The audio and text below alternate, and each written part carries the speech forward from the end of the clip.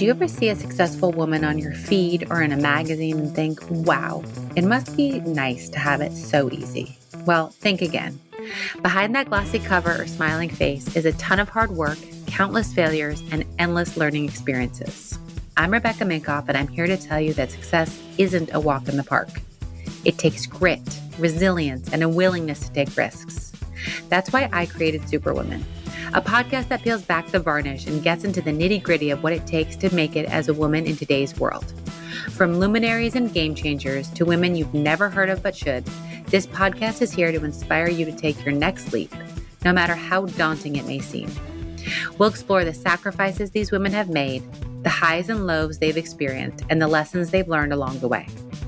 So if you're ready to be inspired and learn from some of the most successful women out there, join me on Superwoman. Together, we'll uncover the stories behind the successes and prove that with hard work, determination, and a little bit of luck, anything is possible. Kendra Scott is the founder of Kendra Scott Jewelry, the brilliant brains and businesswoman behind her billion-dollar namesake brand, which is known for its design and material innovation, use of color, and signature shapes. Kendra started her business with $500 and is now a billion-dollar company, operates 115 plus stores, and she has some serious hustle. As a jewelry designer, entrepreneur, mom of three, and author, and philanthropist, Kendra lives her life by three core values: family, fashion, and philanthropy. To further her commitment to empowering women and youth in the areas of health and wellness, education, and entrepreneurship, on March 8th, 2023, International Women's Day, Kendra officially launched the Kendra Scott Foundation. Since 2010, the company has donated more than $50 million to local, national, and international causes. Take a listen. Kendra, welcome to the podcast. I'm so excited. We're finally doing this. I don't know how it's taken us this long, but we're both busy. So there you go. 6 kids, 4 kids. I mean, look at us, super women. I'm so happy to see your smiling face. It's just, you have no idea. I miss you. I know. I feel like you're one of those people that lives like a state too far away. And if we were in the same state, I'd be on your porch every day drinking lemonade with you. 100 million. Or something harder. And our kids would be just running around, just all of them together. I would love it. Well, we can work for that in our retirement. It's something to dream for. Perfect. Yes. Okay. I love it. I'm going to be a gentlewoman farmer in my retirement. So there you go. Me as well. So there you go. I actually already have a ranch, Rebecca. I have horses, alpacas, longhorns, goats. So I'm already almost there. So I can give you some tips on being the farm woman you want to be. Yes. Perfect. You just mentioned you have a ranch, but for those who aren't familiar with your story, what keeps striking me is I meet so many women who are starting out. I just spoke with one yesterday. She has a clothing line. She's out of Nashville. She's doing low 6 figures. And you literally started your jewelry brand on bed rest, making this jewelry. And you see these women and then they remain a low 6-figure brand forever. So I would love for you to touch on that time period and what you think, what did you do different or other that catapulted you? Because it doesn't happen to everybody, and right. I think our stories of, the Sarah Blakely, my story, like what was that other or different that you think made you this household name? Yeah. And Rebecca, I don't think it's one thing, right? There's a lot of different pieces that kind of do that. I mean, obviously you have to have resilience. You have to be able to pivot. And I think a lot of times, my first company, I failed. It failed. It was a hat company. And I had that business for 5 years and I learned so much. And what I learned most about that is I was so focused on this one thing, like it had to be hats. And I was going to open hat stores all across the country. I couldn't get away from seeing the bigger picture of what was actually working, which in that store was my jewelry I was making and putting on the counter next to, my cash register, and it would sell out every day. It took me closing that store and customers calling me and wanting my jewelry still for me to finally get like knocked over the head and be like, maybe there's something to this jewelry, And so I think that's such a great lesson for any entrepreneur is you have to be able to take a 360 approach from your business. And it's not always the first idea or the initial idea that is going to be the thing that works. So how do you remain open, right? How do you remain open to what is working and really listening more than talking, right? Listening to what your customers are loving, what they want more of, and like really responding to that. I think the big difference for me, and I think for a lot of successful people, right? We hustle. And, in the early days, I was like, no one is going to sell my product better than I am. So I was doing trunk shows like a mad woman, going out into my other retailers that were carrying the brand, selling my products to their customers, building a connection. And I talk a lot about that in my book that I wrote, Born to Shine, about connection versus transaction. Of when you can connect to somebody, you can get somebody who's brand loyal for life. And I think what has really, been the big difference for Kendra Scott is our connection for the last now 21 years that we can have and continue to have with our customers as they grow. We maybe meet them in college, and then we are there on their wedding day with their jewelry walking down the aisle. And then we're there with their push present when they have their first kid. And so I think connection is really important. But what I would say to these, folks that are in that early stage is, as much as you can engage with your consumer, with you directly, it's key in those early days, because it'll make you really start to respond to what they want and what they need. And so I think that's really important. And then the other thing is, you've got to be doing something that's uniquely yours. Right. If you're trying to do, and I say this all the time, everybody's probably heard it 5 million times, so I'm going to say it again because I think it's important. If you're doing what somebody else is doing, then you've already failed. You have to put your own unique fingerprint. You have to be disruptive in an industry, and you have to fill a white space. There's got to be something that you're doing, whatever category it's in, that's different. Mine was right in between fashion jewelry and bridge jewelry. I created this white space of really high quality materials, but at attainable price point. It wasn't inexpensive, but it was attainable. It was affordable. And using custom shape stones. Everyone was using the same shapes. And I knew I wanted to be identifiable. I wanted somebody to look at something and go, oh, that's Kendra Scott. That took time. Right. It didn't happen overnight. But I think that's a key too, is how can you be disruptive? So you have a hustle mentality, you have a drive. I read you grew up in a small town, go Wisconsin. My parents are from Wisconsin as well. That's why we love each other so much. I went to a summer camp in Madison. My grandfather started this Jewish summer camp, and so I would go, and that's where my parents went. So you don't see a lot of small town people have then the drive, not the drive, but opportunity and access to then create a incredible empire.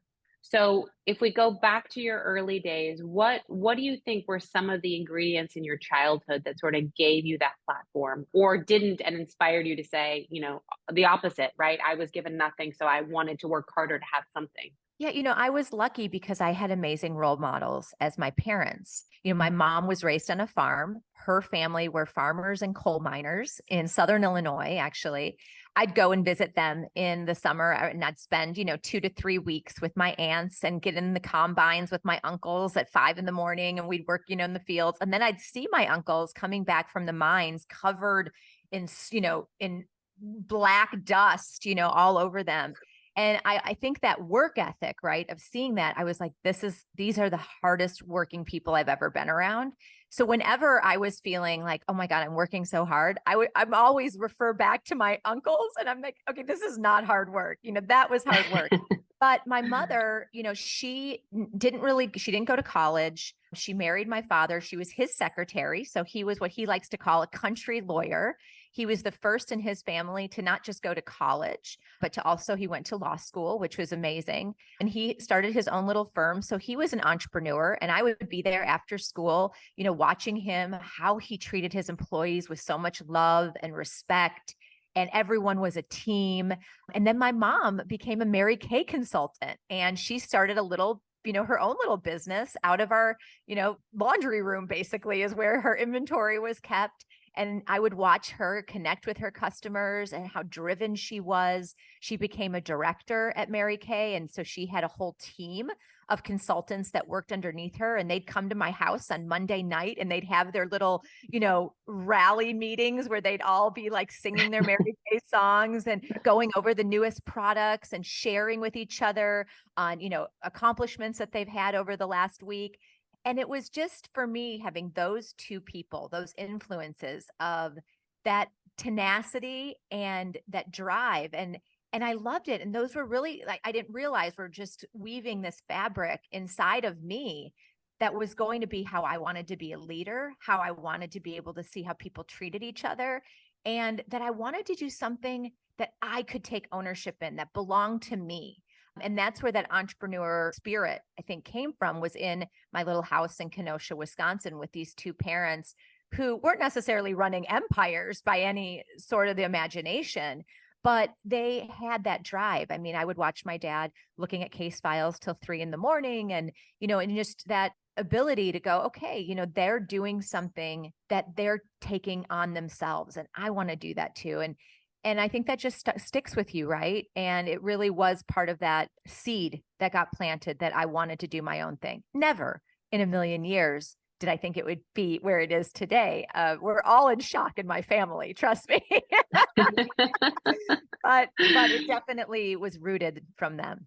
It's funny you say Mary Kay, because my mom did Amway. And so she worked out of the garage at our little house in San Diego, and there would be women in there selling Amway. And then I would get like the samples, and I'd go upstairs and give myself like a Sunday facial with all the colors. So it's funny that, I look back and I too saw my mom doing that work, and I was like, I want to do something. And so I didn't know what it was at the time, but it definitely seeps in. You're giving me hope for my wayward daughter who doesn't want to work right now.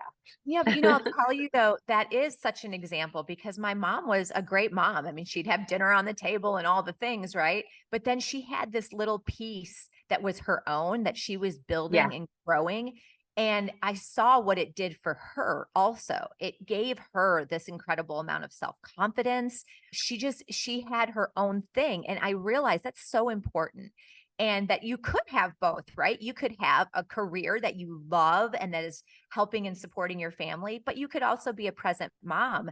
And, I formed a company that allowed that to happen, where, I've got employees that many of them are mothers, and they're able to have a career in a company that supports them in that process. And all of that came from witnessing my mom do it. And I was like, well, why can't that be a thing as you build a business, and incorporate those values? I mean, I think you're one of the rare, like what you offer, if you could just brag about it for a moment, what you offer to your team and employees, like goals, because I don't think people are doing what you're doing. Well, we have 96% women in our company. And, I started this business truly to be like, how can I, one, be a mom first and have a great business that I can, do exactly that, help support my family. And so as we started to build it, I would bring my babies to work with me in the early days, and we would pass them around as like I was on the phone with Nordstrom or something, and they would be like, and my employees started doing the same thing. And there was 10 of us, and then there were 20 of us. And as we grew into our corporate headquarters, we have a kids playroom. So anytime any of our moms or dads need to get their kiddo early from school, or in the summer, it's very popular to bring your kids to work at Kendra Scott. We've got, mothers' nursing rooms. I think we have 4 in our corporate headquarters right now, where you can bring your baby up and nurse, or you can pump with dedicated mother's milk refrigerators. We've got prenatal vitamins, cashmere blankets, you can be cozy in there. And we really also try to have flexible work schedules. So every team, I say to them, first of all, we have no meeting Fridays, and Fridays that you don't have to be in the office. So it's kind of like, make that your day to do what you need to do. Obviously, if there's some crisis, we have a retail business, so we need to be there for our employees that are our front line. But we're also like, understand that flexibility. And then the other big part of that is, really supporting each other and saying, okay, your team, you're made up of these people. What are some non-negotiables for these parents? I want to be there for my kids' soccer games on Friday, which means I have to leave the office at 4:45. So that team should not schedule any meetings past that, so that this person can be there for their children. Because if you're not happy in your family life, you're going to be miserable at work. And if you're miserable at work, you're not going to be productive. So my first priority for them is family, their family, and then our Kendra Scott family, right? But we're going to take care of their family first. And I think we have, one of the lowest turnover rates in retail right now because of that. We really respect and listen to our employees, and we do everything we can to support them so they can live a balanced and happy life. That's incredible. I think that when you look at where you started, right? You were a single mom running around, going direct to stores, taking orders, shipping from your apartment. When you were at that point, how did you continue to push through those barriers or those odds, right? You could have said, this is too hard. I'm just going to go get a 9 to 5. You mentioned you wanted to be a mom first. How could you be a mom first if you're building this business, which is time intense? Yeah. So for me, I mean, I didn't have the funds or the money to have a lot of help. Fortunately, I had my mom nearby who would help me when she could, which was amazing. But I really didn't try to separate my business and my family. I made a business that integrated my family. And so a lot of times as an entrepreneur, and when somebody who can, is creating your own utopia, my utopia meant that my kids were going to be part of my business, which means they came to the office with me before they were in preschool, and I had a pack and play and a bouncy chair, and and I hired people that were okay with that, like, hey, my baby comes to work with me because this is how it is, and they'd be on my lap as I'm doing orders or whatever. And I think we integrated it. And I look at my kids today, my oldest sons, they just launched Scott Brothers, a jewelry brand, with me during COVID for men. And, they've been in this business literally since before they could walk, and through osmosis, right? Seeing all the things that mom has done. And I think that's such a beautiful thing because yes. And then you go, okay, now they're in school. Boy, I just got 7 hours of my life where I completely work. And I would drop them off. And I remember just thinking, I never went to lunches. Like I would just pound as much as I could in that time period and just knock it out. And then I was there at pickup, and in preschool, they'd come to the office with me after school, which was a little chaotic.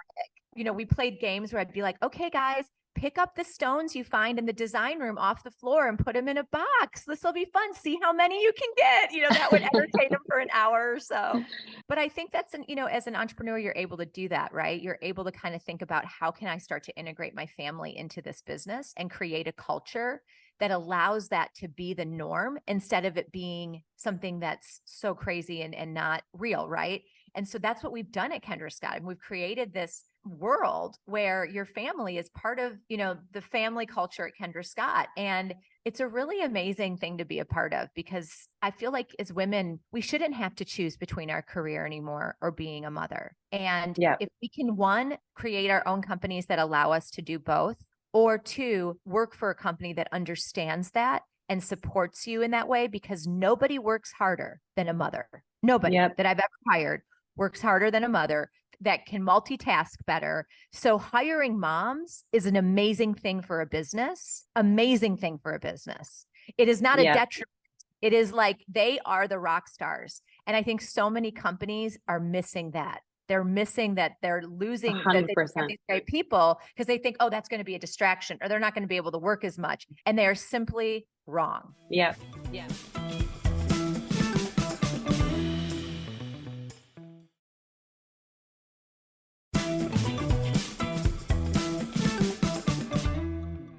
Yeah, you remind me of this Women's Wear Daily article came out a couple weeks ago, and the way the writer wrote it about me, I was like crying because I was like, she sees me, I'm a working mom, it's fucking hard.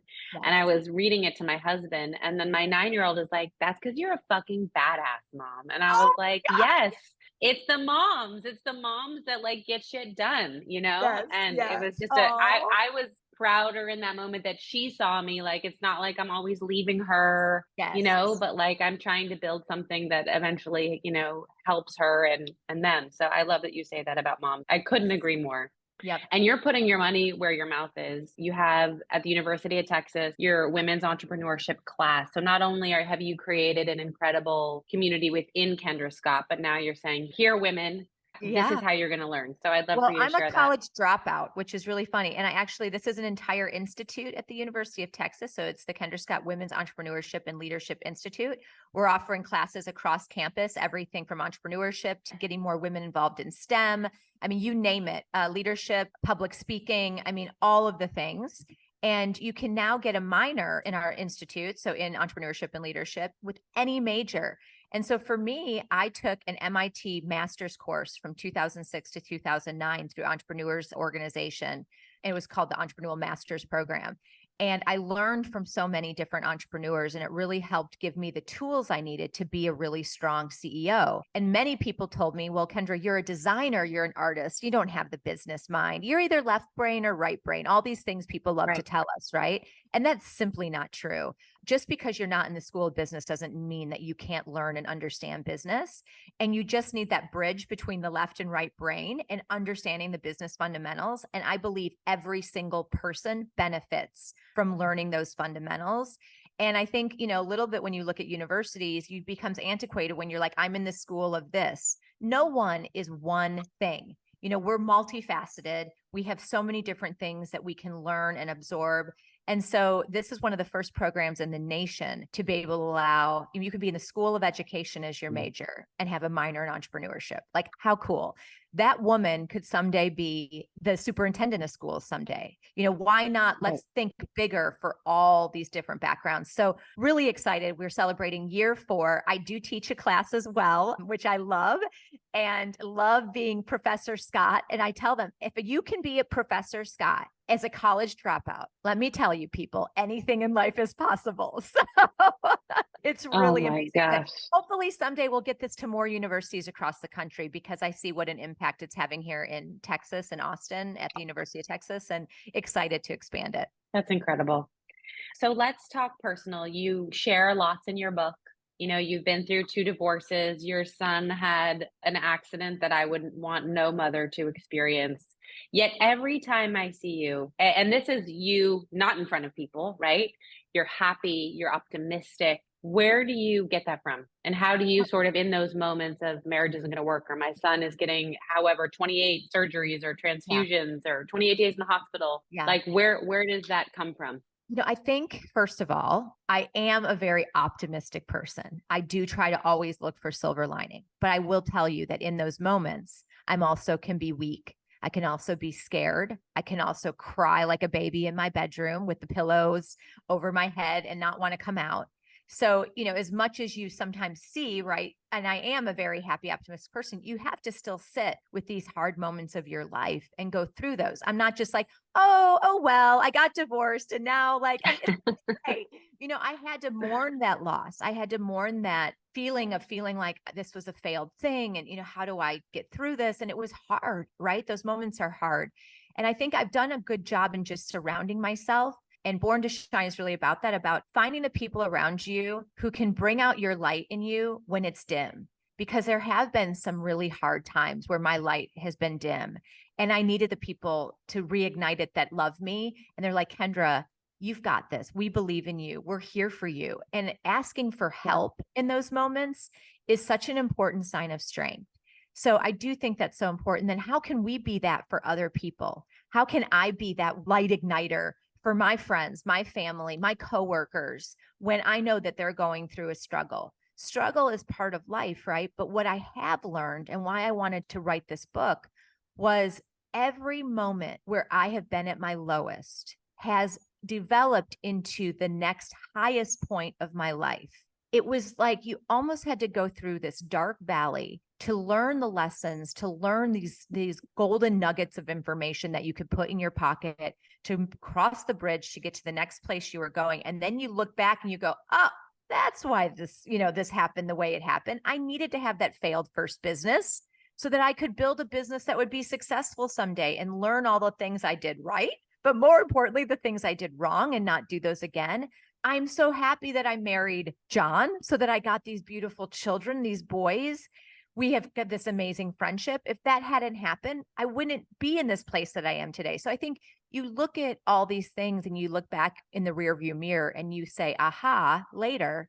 In the moment, it can still hurt. But, I think for me, I'm always like, okay, this sucks, right? This feels like crap, but it is a moment in time. And I know if I can get through it and stay focused on looking ahead, that usually good things happen. I love that so much. And I feel like after you've experienced enough of those, in those moments, I tend to remind myself, like, this fucking sucks.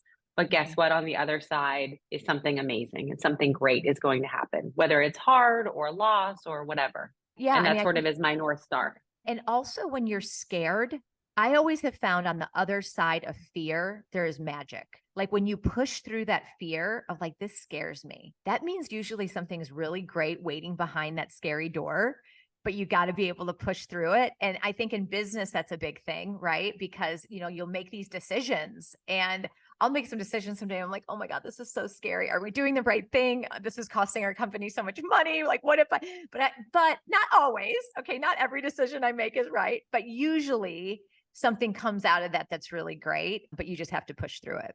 Incredible. So speaking of your journey and pushing through, having done $360 million in sales, you sold a portion of your company. You could have just taken that for yourself and been like, I'm good.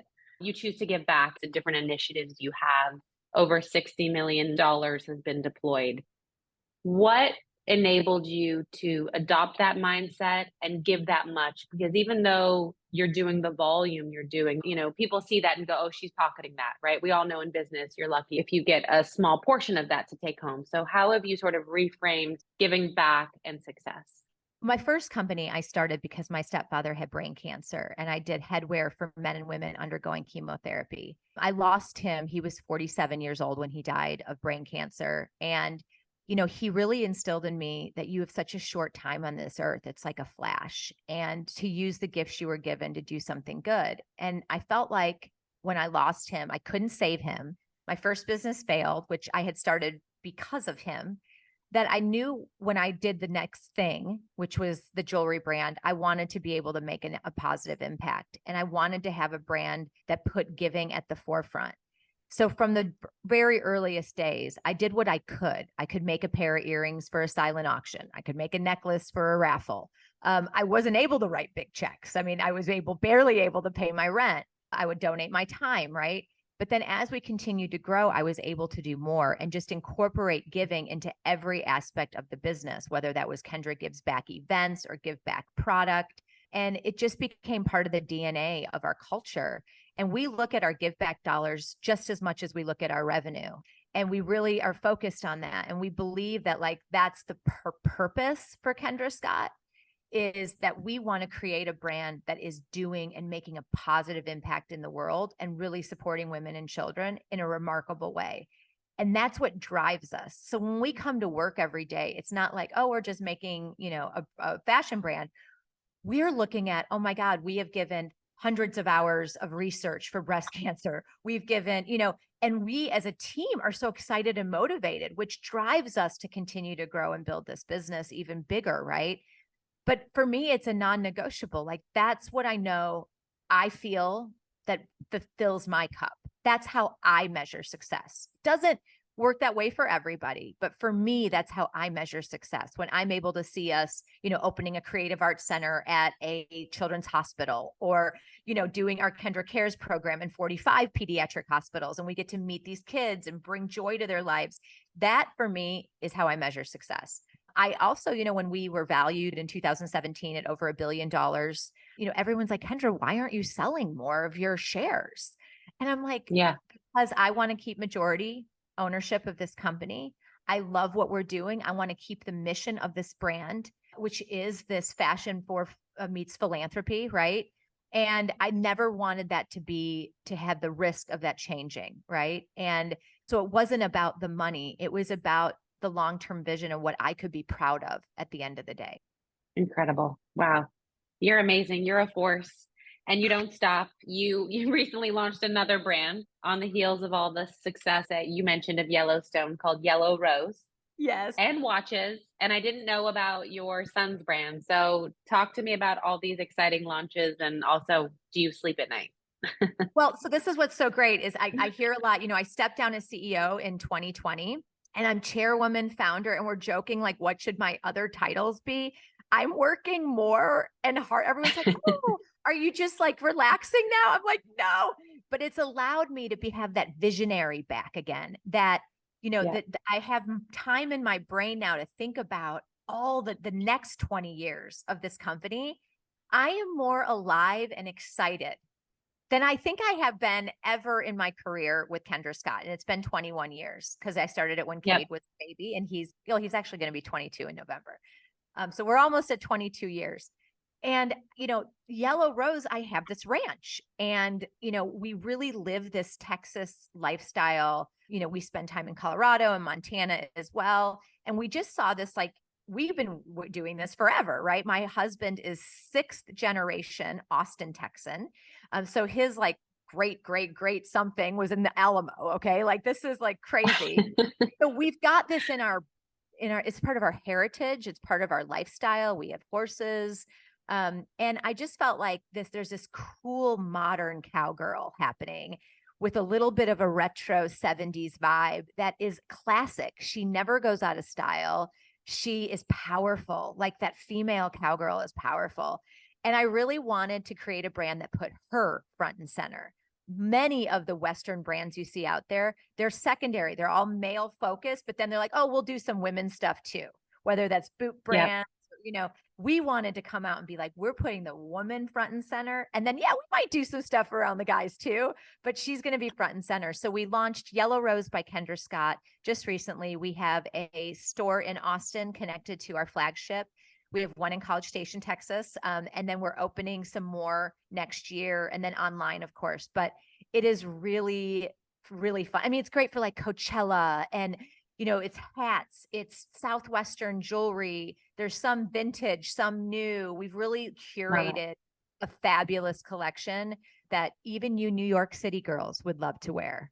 Oh, don't get me wrong. I love a whole Western theme and I love anything jangly. So I'm excited to check it out. I'll send you some stuff. You wore a hat here in Austin when you did. I did. You did. And you looked so cute. Well, I can't wait. It needs to get cold again for me to put that hat on here because you can get away with wearing that type of hat when it's winter in New York City. But well, you just need a straw one, Rebecca. I know. We'll hook you up. So my last 2 questions for you before I let you go, even though I could keep talking to you forever. What is a piece of advice that you either learned the hard way or that you'd love to pass on that someone gave to you that was actually good advice? Because we get a lot of crap. Yeah, this is a big one. Okay. So, and a lot of people, you hear the buzzword core values a lot, right? Like, oh, come up with your core values. But my core values for me were really who I was as a person, which was being a mom. So family. I loved fashion and design. So fashion, like how I could create products that made people feel good. And then I wanted to do something that I could give back to my community. So our 3 core values are family, fashion, philanthropy. The reason why I'm telling you this is because that is how I hire. And I tell people this all the time. Sometimes when we're building a business, obviously you're looking for people that have experience, of course, in certain areas. That's important. But somebody can have a gold-plated resume with the best experience in the world. And if they don't match your core values, right, they are going to absolutely be a cancer in your business. And I have learned that the hard way. I hired someone with a great resume. On paper, she looked amazing, but she led completely opposite. I lead with my heart. I'm a very empathetic leader, and it was absolutely destroying the culture that we had created. And I realized very quickly that there are certain skills I can train, right? But I can't train your heart. I can't train who you are as a human. You look and you walk into a Kendra Scott store and you will feel this amazing energy, love, optimism. People are happy. People are, my employees are so excited that you're there. And I always say to our staff, I go, when you're interviewing them, I don't care how many retail jobs they've had. I really don't. We can teach them how to run our point of sale. I want you to see, how do they make you feel when you're talking to them? Are they making you feel warm and fuzzy? Are they making you feel like you just don't want to stop that conversation? Are they engaging with you? Then they're the right hire. And so I think it's a lesson for people is as you're building your business, you need to really understand what is that you want to build? What is that feeling that you want to have within your organization and external? What do you want your customers to feel of your brand? And then make sure that you're hiring birds of a feather who can flock together, who can really empower one another, lift each other up, create something that's magical, and still doing it with very different skill sets. I mean, I can't have 100 Kendra Scotts running or thousands of Kendra Scotts running around. It would be chaotic, right? I need somebody who loves to do Excel spreadsheets, for example. I hate them. But She's a loving person. She's a kind person. She puts her family first. She's all of those elements, but her jam is that, right? And so I think that is the biggest lesson I've learned in growing a successful brand. I am the lucky one who gets my name on this brand, but it is the DNA of all of the people at Kendra Scott that have made this company and brand what it is. And so who you hire and who you decide to share and go shoulder to shoulder with is the most critical decision you can make in building a business. Amen. So good. Yes. Everything you said and more. I love it. I love it. So you share so much in this book, which is available anywhere books are sold. I highly recommend everyone buying their copy. What is one thing that you didn't share in the book that we'd be surprised to know about you, or that you haven't, could be a habit, a quirk, something funny? I shared a lot. I mean, I really, in Born to Shine, people think it's like Born to Shine.